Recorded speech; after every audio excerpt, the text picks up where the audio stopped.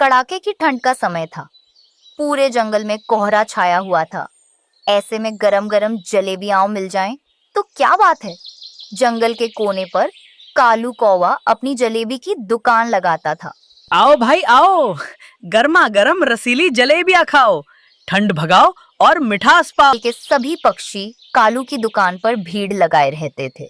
तभी उसकी पत्नी गौरी कौवी उसके पास आती है। कालू जी, ग्राहक तो बहुत है पर कमाई कम है। अगर हमें जल्दी अमीर बनना है तो हमें चाशनी में असली शक्कर की जगह सस्ता केमिकल और मैदा में मिलावट करनी होगी। नहीं गोरी, ये गलत है। मेरा चलता फिरता धंधा खराब हो जाएगा। लोग बीमार पड़ जाएंगे। अरे कुछ नहीं होगा। सबको बस स्वाद से मतलब है। मेरी बात मानो, रातों रात लखपति बन जाएंगे। कालू कौवा गौरी के बहकावे में आ गया। अगले दिन से उसने नकली और मिलावटी सामान से जलेबी बनानी शुरू कर दी। शुरू में तो किसी को पता नहीं चला, लेकिन धीरे धीरे लोगों का पेट खराब होने लगा और जलेबी का स्वाद भी बिगड़ गया। देखते ही देखते कालू की दुकान खाली हो गई। अब वहां ग्राहकों की जगह सिर्फ मक्खियां भिनभिनाती थीं।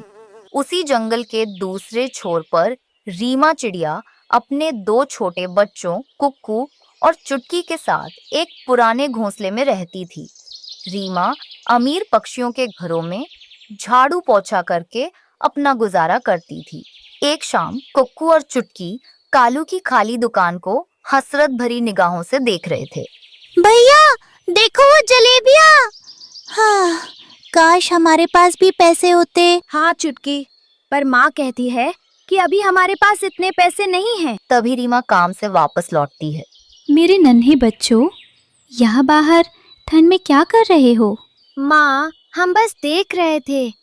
हमारा बहुत मन है कि हम भी गरम जलेबी खाएं। रीमा की आंखों में आंसू आ गए, पर उसने खुद को संभाला। कुछ दिन बीत गए। एक सुबह कुक्कू ने उदास होकर कहा, माँ, आप कब तक दूसरों के घरों में काम करोगी? हमें हर छोटी चीज के लिए तरसना पड़ता है। हम कभी अपनी पसंद का खाना नहीं खा सकते। धैर्य रखो मेरे बच्चे, मेहनत का फल मीठा होता है। अच्छा बताओ, आज तुम्हारा क्या खाने का मन है? जलेबी माँ। रीमा ने अपनी जमा पूंजी निकाली और 2 दिन बाद बाजार से शुद्ध मैदा, शक्कर और केसर लेकर आई। उसने अपनी माँ के सिखाए तरीके से चूल्हे पर धीमी आंच पर चाशनी तैयार की और कुरकुरी जलेबियां तलने लगी। पूरे इलाके में केसर और इलायची की महक फैल गई। तभी वहां से लूसी कबूतरी उड़ रही थी। खुशबू उसे खींचकर रीमा के घर ले आई। अरे रीमा, ये कैसी दिव्य खुशबू है? तुम क्या बना रही हो? आइए लूसी जी, बच्चों के लिए कुछ जलेबियाँ बनाई हैं, आप भी चखिए। लूसी ने जैसे ही जलेबी का एक टुकड़ा मुंह में रखा, उसकी आंखें खुल गईं। वाह रीमा, ऐसी जलेबी तो मैंने आज तक नहीं खाई। कालू कौवे की जलेबियां तो इसके आगे मिट्टी हैं। ऐसा लगता है जैसे किसी बड़े हलवाई ने बनाई हो। शुक्रिया लूसी जी, ये हुनर मुझे मेरी माँ ने सिखाया था। मैंने बहुत कम खर्च में घर पर ही इसे शुद्धता से बनाया है। रीमा, तुम घर में क्यों बैठी हो? तुम्हें तो इसकी दुकान खोलनी चाहिए। पूरा जंगल तुम्हारी जलेबियों का दीवाना हो जाएगा। लूसी की सलाह मानकर रीमा ने जंगल के चौक पर एक छोटा सा ठेला लगाया।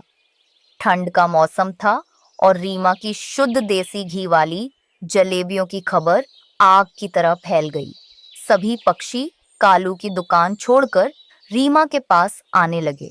रीमा बिटिया, 2 पत्तल जलेबी देना। खाकर मजा आ गया, शरीर में गर्मी आ गई। बिल्कुल सही कहा, यहाँ कोई मिलावट नहीं है, तभी तो स्वाद इतना लाजवाब है। दूसरी तरफ कालू और गौरी अपनी खाली दुकान पर बैठे रीमा की भीड़ देख रहे थे। देख लिया गोरी, तुमने ज्यादा कमाने के चक्कर में मेरा पुराना काम भी डुबो दिया। रीमा ईमानदारी से काम कर रही है, इसलिए आज वो सफल है। धीरे धीरे रीमा की कमाई बढ़ने लगी। उसने झाड़ू पोछे का काम छोड़ दिया और एक सुंदर सा घर बनाया। अब कुक्कू और चुटकी अच्छे स्कूल जाने लगे और अपनी पसंद का खाना खाते थे। देखा बच्चों, अगर नीयत साफ हो और मेहनत सच्ची हो तो ऊपर वाला रास्ते अपने आप बना देता है। रीमा अब जंगल की सबसे मशहूर हलवाई बन चुकी थी। उसने साबित कर दिया कि शॉर्टकट से मिली सफलता थोड़े समय की होती है, लेकिन ईमानदारी की मिठास उम्र भर साथ रहती है। एक घना और सुंदर जंगल था, जहां पंछियों की चहचहाहट से सुबह होती थी। इसी जंगल के एक कोने में टुन्नू चिड़ा अपनी पत्नी रीमा, बेटे कुक्कू और बेटी चुटकी के साथ एक छोटे से घोंसले में रहता था। टुन्नू स्वभाव से बहुत मेहनती था और पत्ता गोभी की खेती कर। सुबह का समय था। टुन्नू अपने खेत पर जाने की तैयारी कर रहा था कि तभी छोटी चुटकी अपना बस्ता लेकर आई। पापा देखिए ना, मेरा स्कूल बैग फिर से फट गया। मैंने इसे मम्मी से सिलवाया भी था, पर ये भैया का पुराना बैग है, अब और नहीं टिक पा रहा। स्कूल में सब मेरा मजाक उड़ाते हैं। क्या आप मुझे नया बैग दिला देंगे? मेरी लाडली बेटी, उदास मत हो। इस बार फसल बहुत अच्छी हुई है। बस कुछ दिन और, जैसे ही पत्ता गोभी बाजार में बिकेगी, मैं तुम्हारे लिए सबसे सुंदर फूलों वाला बैग लाऊंगा। बस तुम मन लगाकर पढ़ना। और पापा, मेरी फुटबॉल? आप तो हमेशा चुटकी की ही बात सुनते हैं। चुप कर नालायक। वो पढ़ाई की चीज मांग रही है और तुझे बस खेल सूझता है। वो तुझसे छोटी है पर अकल में तुझसे बड़ी है। अरे, अब सुबह सुबह बच्चों को मत डांटिए, जल्दी इन्हें स्कूल छोड़ आइए। आसमान में बादल छा रहे हैं। सर्द हवाएं शुरू होने वाली है और हमारे पास ढंग के गर्म कपड़े तक नहीं हैं। टुन्नू बच्चों को छोड़कर सीधा खेत पहुंचा। रीमा भी घर का काम निपटाकर वहां आ गई। दोनों ने दिन रात एक कर दिया ताकि फसल अच्छी हो और वे अपना कर्ज उतार सकें। फसल तैयार थी, लेकिन रास्ते में उन्हें मकान मालिक कालू कौवा मिल गया। ओ टुन्नू, कहाँ मुंह छुपाकर भाग रहे हो? इस महीने का किराया अब तक नहीं आया, याद है ना मेरा नियम? सेठ जी, बस 2 दिन और, फसल तैयार है।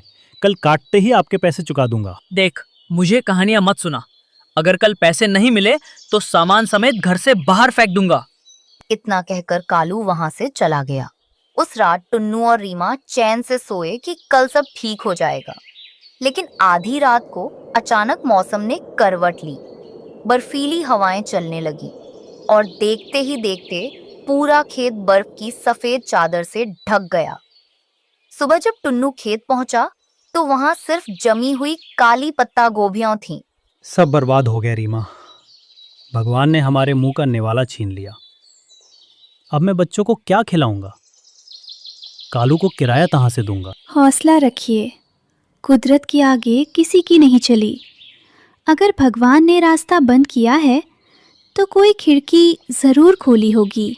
तभी कालू कौवा अपने गुंडों के साथ आ धमका और उसने बिना रहम खाए टुन्नू के परिवार को घर से निकाल दिया। कड़कड़ाती ठंड में टुन्नू अपने परिवार को लेकर एक पुरानी गुफा में शरण लेने को मजबूर हो गया। माँ, पेट में चूहे दौड़ रहे हैं, बहुत भूख लगी है। घबराओ मत बेटा, मैं घर से थोड़ा आटा बचा कर लाई थी, उसकी रोटी बना देती हूँ। अगले दिन जब बर्फ गिरनी बंद हुई तो रीमा चुपके से अपने पुराने बर्बाद खेत पर गई। वहां कुछ पत्ता गोभियां बर्फ के नीचे दबी होने के कारण पूरी तरह खराब नहीं हुई थीं, पर वे सूखकर अजीब सी हो गई थीं। रीमा ने उन्हें इकट्ठा किया और गुफा में आकर उन्हें सुखाकर, कूटकर और तलकर एक नया पकवान बनाया।